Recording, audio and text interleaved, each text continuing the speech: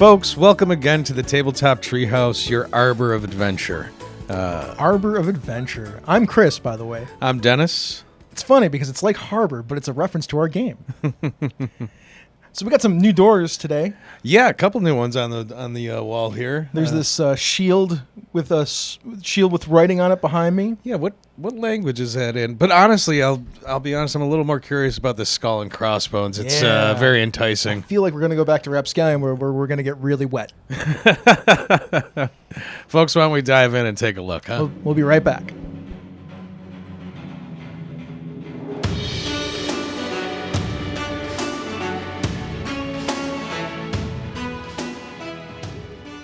Well, there was an octopus. It was a big octopus. Could we call it a kraken? I mean, it was a kraken in my estimation. I don't know if it officially classifies, but in my estimation, that was a kraken. I mean, if you want to call it a kraken, you can. That's what I'm going to do. That's Okay. what I'm going to tell people. I survived a kraken. Okay, sure. That's what I did. It was wild. Plus, the party at Thunder Bluff was pretty neat, too. Yeah, there were some very good times prior to the kraken. The kraken. That's what I'm claiming. Sure. Was it like a Jack Sparrow kraken? It was an octopus.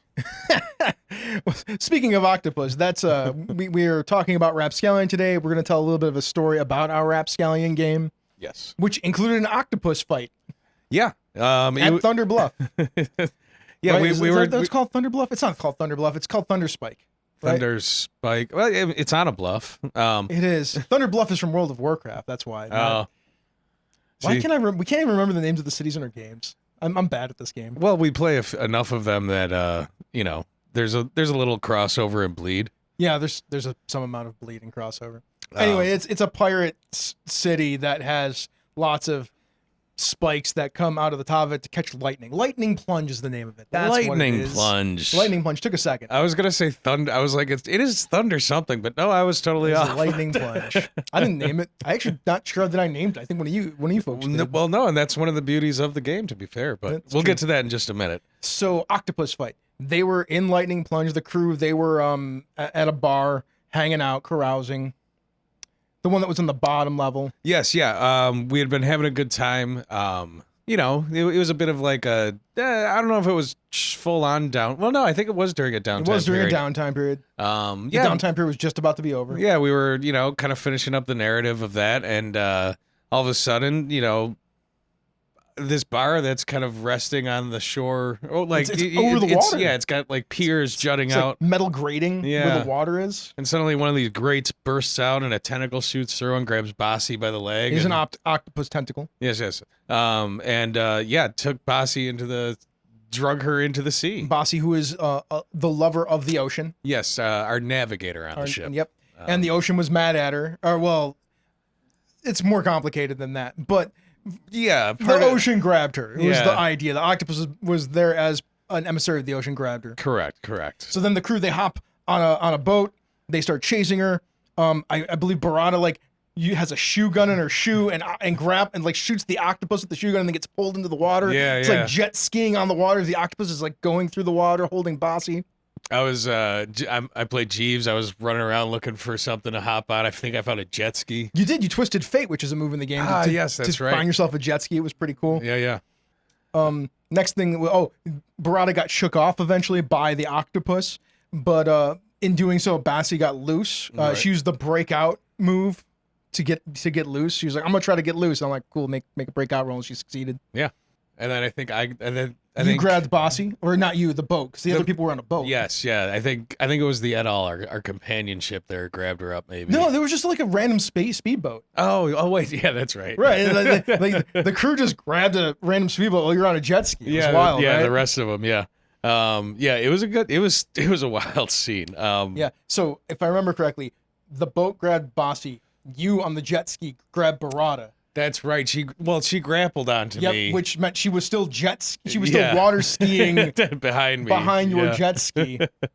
It was like, once again, wild game right here, right? Captain Crunch, who's eating a star fruit that gives him the throwing power. Like, he's got like the throw power, if you want to go with the One Piece reference, and he can basically launch things from his arm like a cannon. Yeah, his there's different types of damage. He does wreck.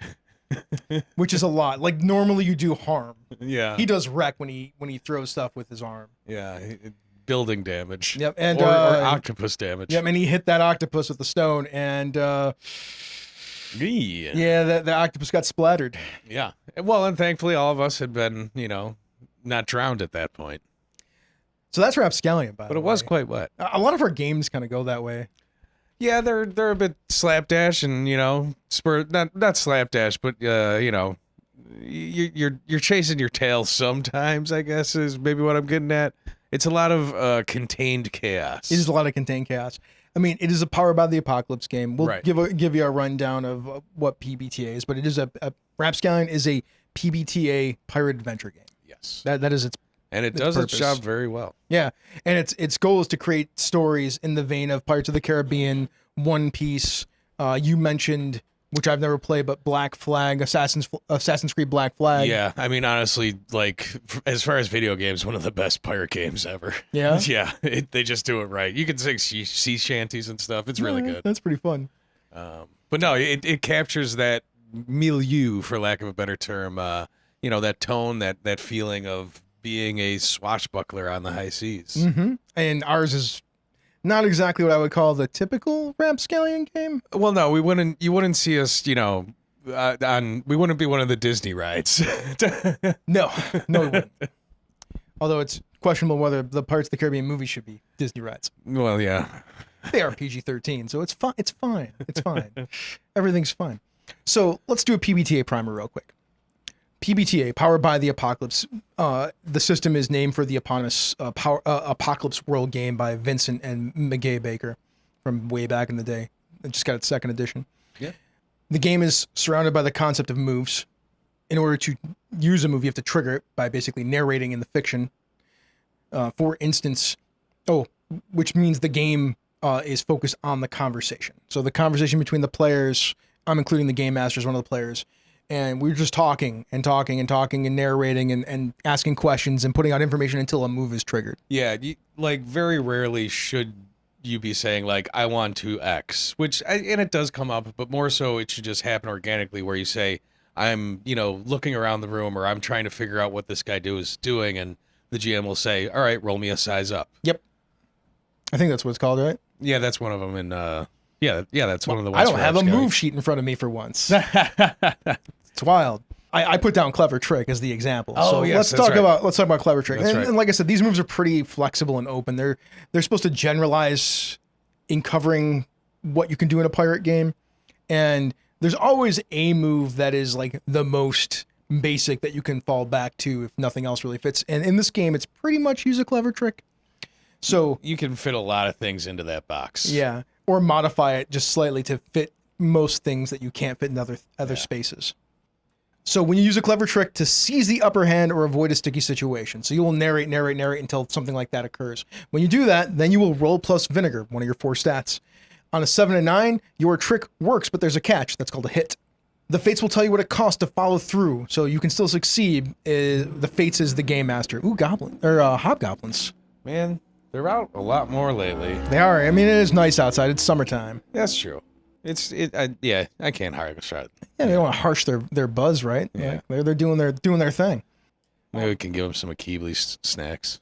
Yeah, they probably enjoy that. Yeah, they probably enjoy that. Get your pocket pantry. Yes, check out the pocket pantry. So, like I said, the Fates, who are the game master, will tell you what it costs to follow through, and then you can choose to or not. On a 10+, you pull it off spectacularly. So you just accomplish the thing, what you were trying to do, and you mark a luck. A luck is a resource in the game.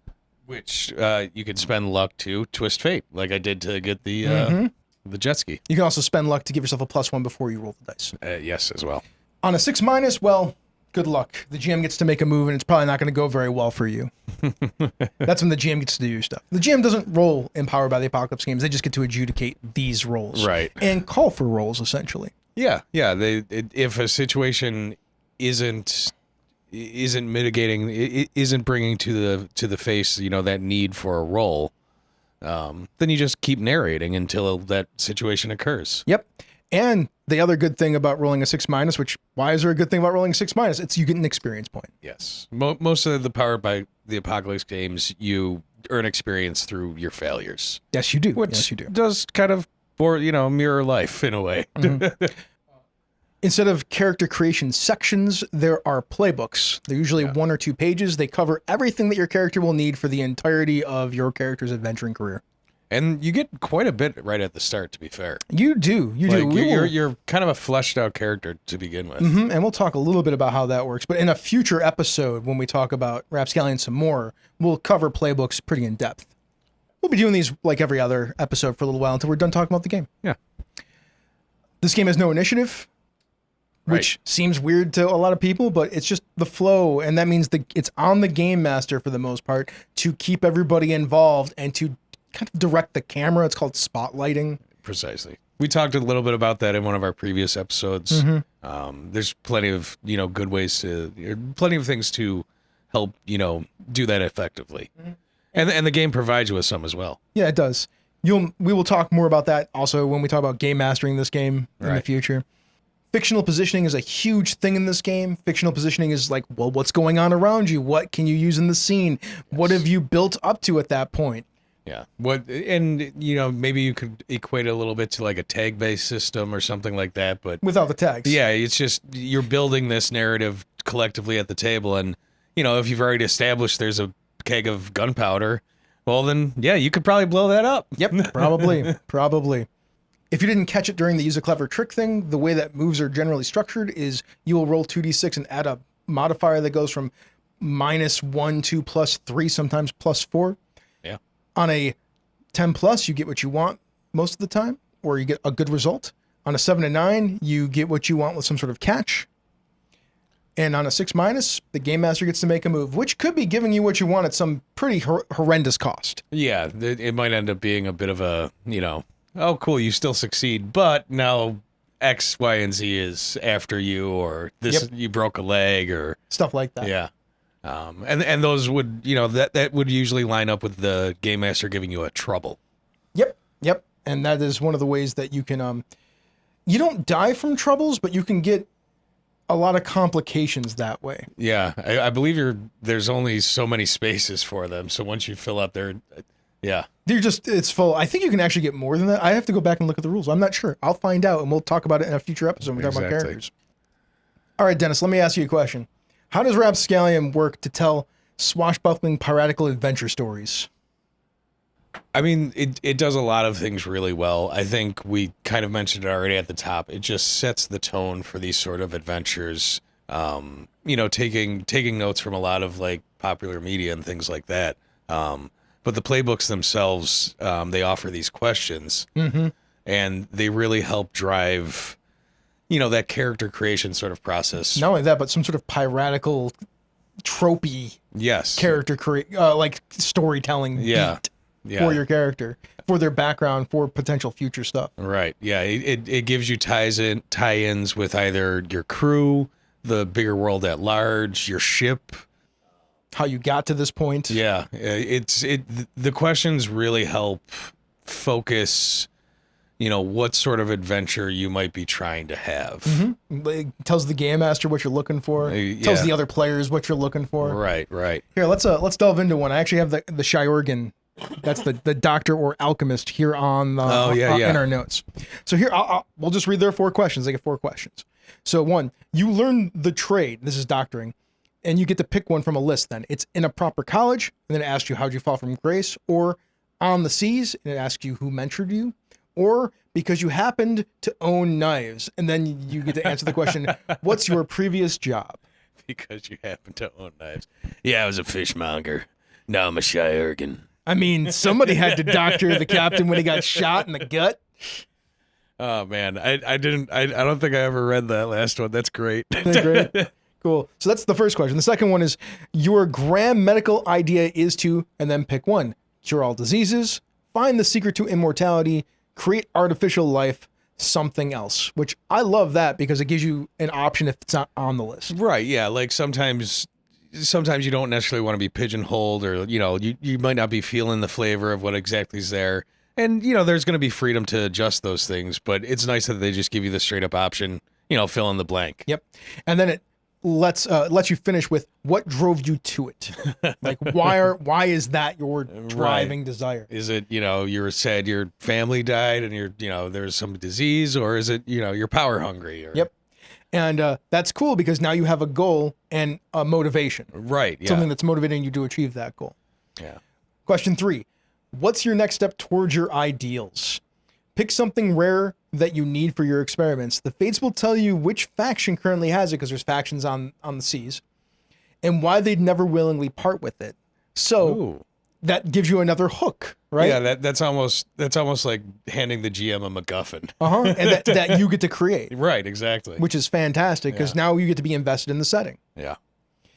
I think we've talked about that before, letting the players comment to be like, this game is just doing it for you. Yeah, it's the players are very involved with the world building, which is a very fun. It's a fun built-in mechanic. I agree. Yeah. I agree. And then the fourth question, the last question: who did you save from certain death? You get to tell who you saved from certain death. It could be one of the other party members of the crew. The crew is considered the party members, but you could also pick an NPC that you save from certain death. And there's a reason for that in a second. We'll talk about bonds. And then it says, and who has one less, choose one, finger, eye, leg, because of you.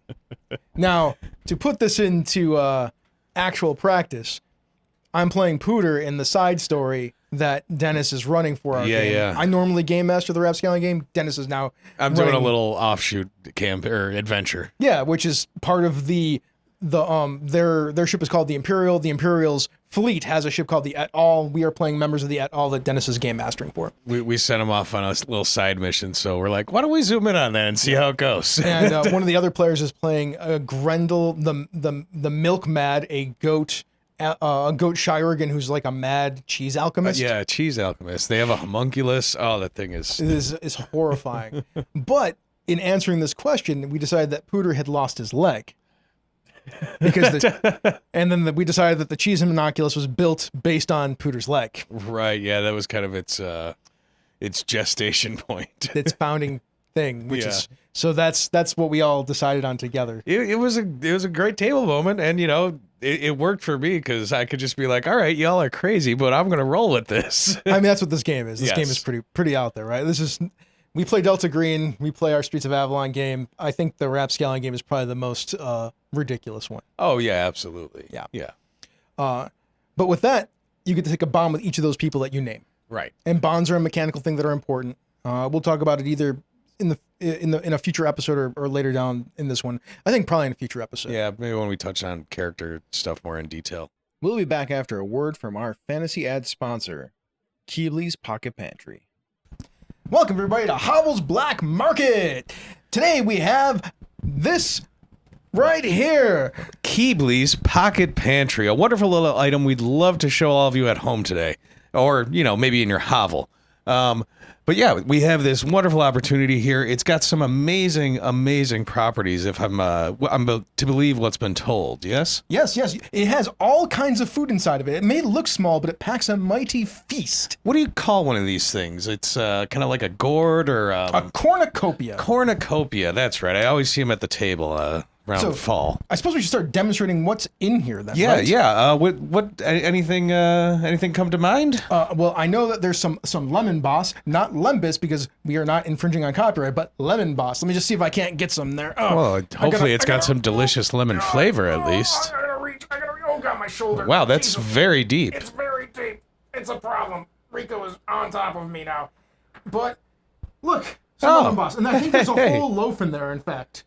You know what? Let me go back there and see if I can't find it. Oh, yeah, because, maybe a piece for each of us.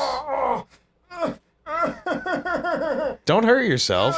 It's deep in there, but I found this whole loaf of Lemon Boss. That's quite impressive. Lemon Boss. Now, that'd keep you going for quite a while on the road. Quite a while on the road. I mean, you might get diabetes, but, Well, I mean, no, it's got everything a growing boy, girl, goblin might need. Gnome. Elf. Take your fantasy race. Minotaur. Yeah, anything. It'll get you where you need to go. The Lemon Boss. I think there might be some cookies in there too. Oh yeah, Keebly does always seem to have cookies. Does seem to have cookies. You want to go in there and grab a cookie? Do you think it's no? It wouldn't be our cookies, right? Our cookies. I mean, we've always got the cookies. What?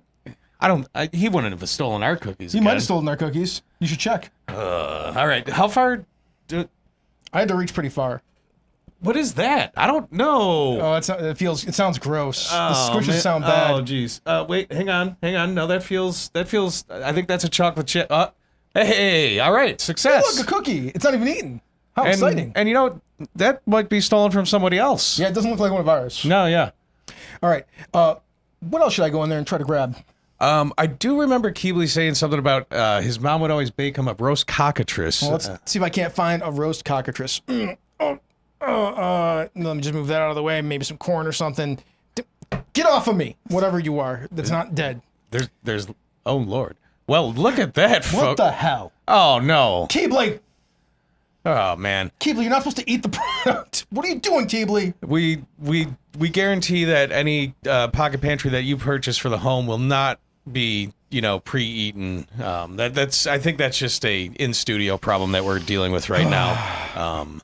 But folks, again, this wonderful opportunity can be yours for, a very modicum of a price. Only 37 gold pieces in 3 monthly installments. 3 easy installments. And I mean, yeah, the months, those are a little more nebulous, but we'll deal with that. The paperwork will come to you in the mail. Mm-hmm. But yeah, I believe if there's anything else. No, I mean, there is there's some warnings. Oh, we should let the folks at home know. Yes, the Keebly's Pocket Pantry may attract hungry children. Yep. Kender. Aren't they like children? Well, half and half. Huh. This way, that way. And the hungry one. Yes, beware of the hungry one. He is a problem. The hungry one will be aware when you open the pantry. He looks kind of like a demonic cookie monster. It's really bad. That could be a new friend, perhaps. So, maybe. Just please get your orders in now. Lines are open. Don't hesitate. And remember, if you don't order here, you can always go to Zig Bob's Magical Emporium. You can buy them there. That's right. Zig Bob's is our main supplier here. And the most important thing is if you buy a Keebly Pocket Pantry, you will help keep Keebly weird. Yeah. And we all want to keep Keebly weird, folks. Mm-hmm. Keep Keebly weird.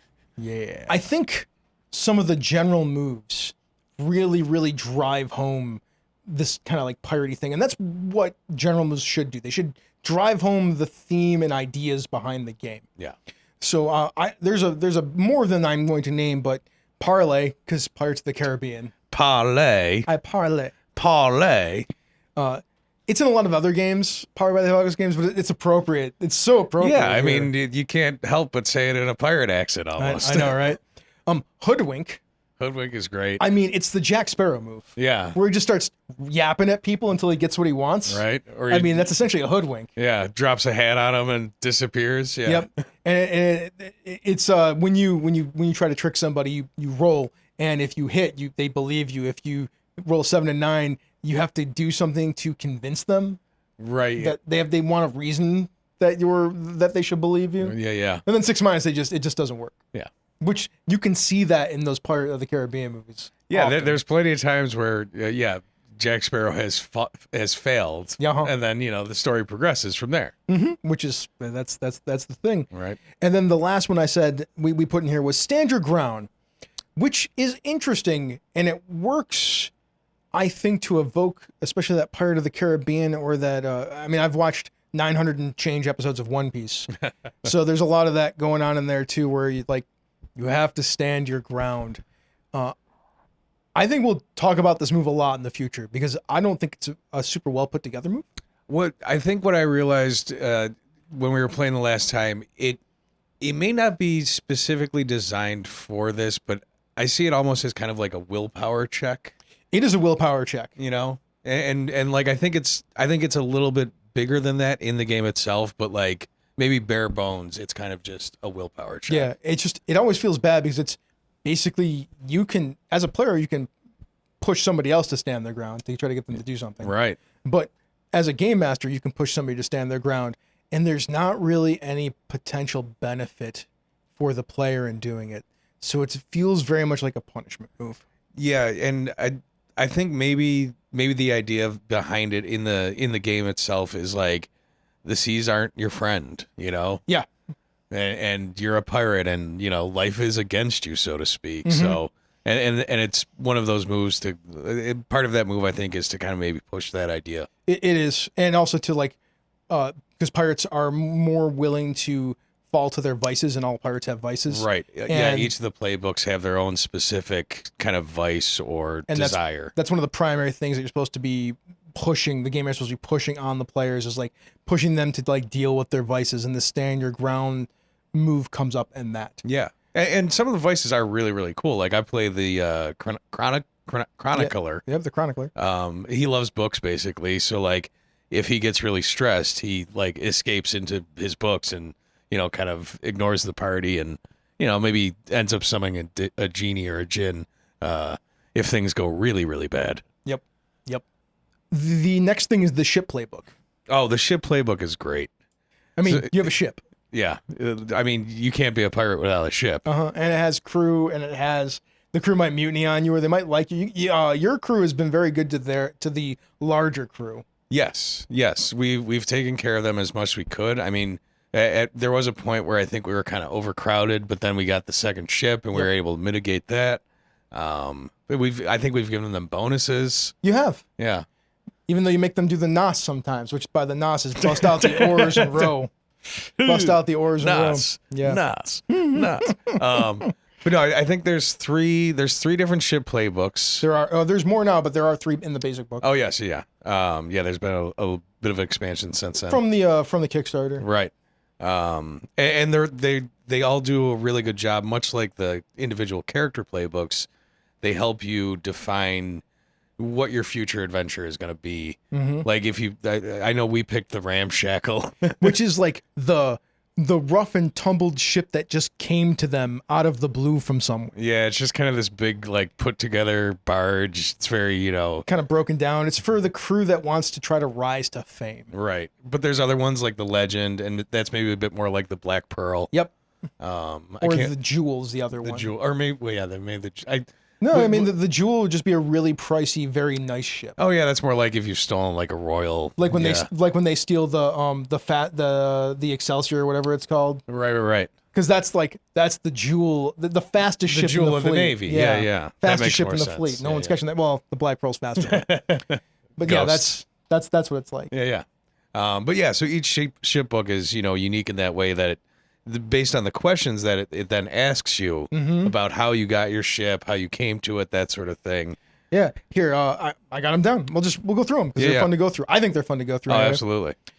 Each crew member may name an essential change or addition they made to this ship. If they do, they gain 1 bomb with it. So that means you get to just add stuff to the ship. Yeah, like, okay, well, yeah, it's got Hemp auto rope. rigging. You Well, know, you guys put hemp rope Oh on yeah, it, that's the right. hemp rope garden. Yeah. I can't remember what else the initial. I think you put a library in there for the chronicler.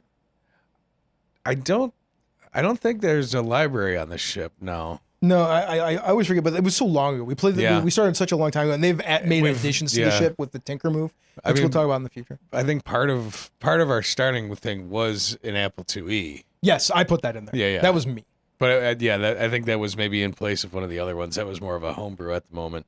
If it hasn't been said already, we're playing a little bit more post-apocalyptic pirate It is game. post-apocalyptic pirates with a lot of weird. Yeah, extra weird. Weird is one of the main. Give me your Things. water world plus your Pirates of Dark Water plus Yeah. your plus Biker your mice from Mars, kind of. yeah, Biker Mice from Mars, Mad Maxian Yeah. kind of stuff going on. It's pretty out there. There's a lot of. I love Pirates of Dark Water. This is me. I am like leaning. Your little homage. Yeah, I'm leaning into it a lot too. Yeah, and it's very fun. But yeah, so other questions that they have: who made the ship what it is now? So yeah, like who was the original designer or that sort of thing. Yeah, describe one secret thing they put into the ship that only the crew knows about. I think that was maybe our computer. I pitched it, Yeah. and you were all like, "Yes, Yes, absolutely. This fits. The crew could have chosen something else, Yeah. but I pitched that because I'm like, it'll be fun, and Right. they're like, "Yes, please." And then the third one was your ship's name is choose one, and it's the Going Merry, which is a One Piece reference through and through. Their first ship is the Going Merry. Charon's Ferry. I mean, we're Bit of a nod to the River Styx kind Yeah. of thing, right? the Goose or something else. I wonder if the goose is a reference just to like I don't know. Like, people are terrified of geese sometimes. Probably. If you've ever read the Goosenomicon, you know what I'm talking The about. Goosenomicon. What a name. What a name. But you can also choose your own, obviously. Which you did. It's called the Imperial. Yes. For the Imperial pizza place that's not too far away from here. Yeah, one of our local old-time favorites. Mm-hmm. Yeah. Then there's map creation. Oh, the map. I love map creation. We should definitely show them a shot of the map at some point. We probably should show them a shot of the map. We will take a picture of the map and I'll put it in right now. So you're seeing the map right now. It's not what it was when it started. We color it pretty much every session. Yes. Yeah, you can add to it kind of as you go. You're supposed to add to it as you go. Our map, which fills our whole table, is not the map that you're supposed to be using for the game. We went a little bit bigger, yes. Yeah, I just rolled out some paper. If you've listened to the show, you've heard me tell the story. But if it's your first time, thank you for being here. We just rolled a piece of paper out on the table, and everybody just kind of drew stuff on it after I drew a few things on it myself. Yeah. Yeah, and it's very, everybody kind of gets an opportunity to add to it, essentially. Yeah, after you go through the ship and the character creation, which those questions themselves may add things to the map as well. And then everybody gets to add one final thing after that. Right, exactly. So people have already put stuff on the map. People in our game, I just let people draw continents and name them. Yeah. So there was that. Smog. On top, the Thmaug. I think I'm getting better. Yeah, Thmaug. It's a soft S at the front. Thmaug. It's so hard to say, actually. It's Mike. Mike did that. It's a unique verbal motion. And then you have this map, which is actually a tangible artifact in the game. Yeah, so it's somewhat meta in that sense. Like, the map isn't truly accurate either. Like, no. it's the best representation you're getting, both for the player and the character. Like both directions. What I tell you guys all the time is it's the map that's on your ship. Yeah, right. Yeah, like this is what you've been able to cobble together from other maps you've copied, and Yep. So yeah, a coast may not look exactly like it does once you actually get there. It's true. In fact, for the little offshoot I'm doing, the location was actually, I don't know, maybe 20 or 30 miles inland. And I was like, it's on an oil derrick. Yeah, right at the shore. I'm like, yeah, whatever. Yeah, some of the water caved out the land. Things happen. Dennis was so nice. He was like, Chris, if I do anything that you think is like too out there, I'm like, don't worry, I'll tell you, but I'm sure it'll be fine. I'll just roll with it. It's not a big deal. Yeah, we've been having fun. I get the character playbooks. We talked a little bit about them before, but they do a really great job of enforcing the pirate theme of the game. Yeah. The matlock, the gunslinger, the swashbuckler. The swashbuckler is very, very pirate coded. Yeah, I'd say like certainly Jack Sparrow, but I think it also kind of fits Will Turner. Will Turner as well, really well. Will could be the matelock too. Yeah. That's a little bit more like maybe like comparable to like a fighter or barbarian. Yeah, that's why I said Will, because right. Will's pretty fighty. One of the other characters, what is it? The Mountebank. The Mountebank. They're kind of demon connected. That's a little your warlocky. I mean, Jack gets a little bit of that. There's the Blackbeard part. Yeah, where he's got the curse from the gold. Yeah, I mean, there's Davy Jones, same deal. Yeah, right. And then I'd mentioned the Chronicler, which is this kind of like in the game itself, like words and books are sources of power, essentially. Yeah. The implied setting is interesting. Yeah. So the implied setting is that there are these leviathans, and so if you've ever watched One Piece, the giant beasts, kraken whales, type stuff, that's sharks. out there, crabs, Yeah. whatever, turtles, things like that are out there. Anything that's gigantic the turtle sized. is awesome. We'll talk about the turtle at some point. Their blood is more stable in the game than other forms of ink. Yeah, essentially the idea is normal ink fades very quickly, or it is not at all permanent. Not at all permanent. But whereas Leviathan ink will last, through the ages.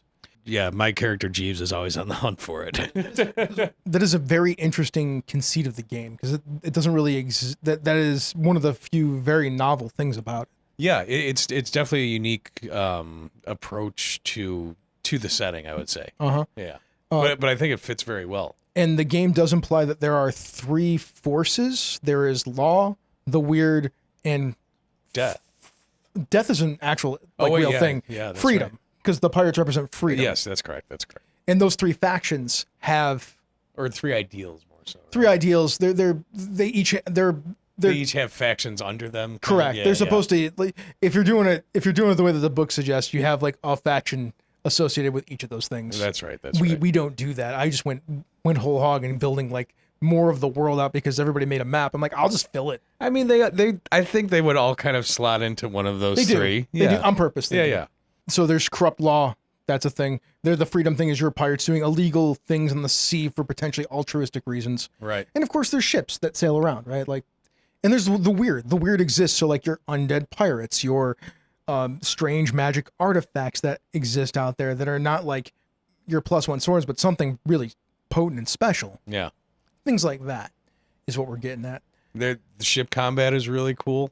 The ship combat is pretty fun, right? You know, it's not like overly in depth, but it allows you to do a lot essentially. Yeah, Which is some of the best stuff. And you can go like, you can basically board the other ship, and then you're going right from ship combat to like maybe real combat kind of thing, or at least negotiations. And it flows because the moves are just moves, right? Yeah. We're just using moves. So when a move gets triggered, then you roll the move and go on with the narration, narrate some more, trigger a move, engage the move, resolve the move, keep narrating. Like, and it doesn't matter if you're in hand-to-hand combat or in ship combat. One of the coolest ship things I remember, like we were getting chased, or we were in a fight and we were running away, and because we're this kind of ramshackle, part of our ship move is Scarper. Yep, Scarper. And basically, if you can roll, maybe I think there's a roll involved, but basically, if you get away, you actually end up somewhere maybe advantageous for your crew. Or if you roll high enough, I think that's what happens. Yeah, or at least somewhere where you are needed. Yes, right, yeah. So it was it's a cool little like, because the ship takes you where you need to go. Keep the story going. You're running away from this battle, but you find where you need to be. Which is fun if you don't have an idea for like, you don't necessarily need to prep a ton for this game. I do. I'm always stretching things, but you don't need to prep a ton for this game to keep the game going, because the game will just help create hooks. Yeah, every character has enough meat on it essentially for the GM to be like, oh, I'm gonna lean in on this aspect now. Yeah, man. Session 0 basically gives you a campaign. Yeah. Cool. So that's at least our intro to Rapscallion. Should we mention Renown real quick? We can talk about it when we talk about the ship stuff. That makes more sense. We'll talk about that when we talk about the ship stuff. There's another teaser for you. More Renown. Renown is cool. I'm not sure what we'll talk about next when it comes to Rapscallion, but we'll be talking about something. There's a lot to say about this game. Yeah. A lot more to cover. We've been playing it for a while now, and I've finally, dug into the back end a little bit of it as I got into GMing, and it's really cool. It is really cool. Yeah. All right. Well, that's it, right? Like, go get yourself a Keeley's Pocket Pantry. Yes. Find it on our Patreon. It's delicious. Many different options for you in there. Do try the stew. Once again, thanks for being here. If you want to talk to us some more, check out our Discord. We have a Discord. The links will be in the doobly-doo below. There's my Matt Colville reference for y'all. We have a Patreon. You can join our Patreon, or you can just go there and get, like, if you want to get your podcast through Patreon, the podcast is always there. If you're not watching this on YouTube, just watch it on YouTube. I'd appreciate that. Look at our beautiful color. Our beautiful color. We're trying to get better at this whole video thing. I'm learning as I'm going. We always have PDFs of the magic items that we're making. So the Keeley's pocket, the pocket pantry. Yeah, pantry. Dennis has done some design work on it. I'll do some cleanup on it, and it'll be out there for you to put into your games if you want to. Absolutely. And it's got a bunch of random D20 rolls. Well, yeah. So I built it. I basically it kind of is create food, but you then roll on a table to determine what food you get, and some of the foods have some effects. Nice. If you'd like a Keeley's Pocket Pantry sticker, because I will draw the Pocket Pantry, it'll look like a cornucopia with probably Keeley colors. I haven't drawn it yet. I'll get to it. Maybe a little Keeley face on the side. Yeah, a little Keeley face on the side. You can get that from Redbubble. Therefore, you can just like put a sticker on a card and hand it to people, and they can have their magic item of Keeley's Pocket Pantry. Oh, that's a great idea. Right? Neat. Well, with that, thank you so much for being here. Yeah. Folks, we always appreciate you coming by to check out the Treehouse. Be sure to check us out next time when we talk more about Rapscallion. And have a safe trip down the ladder.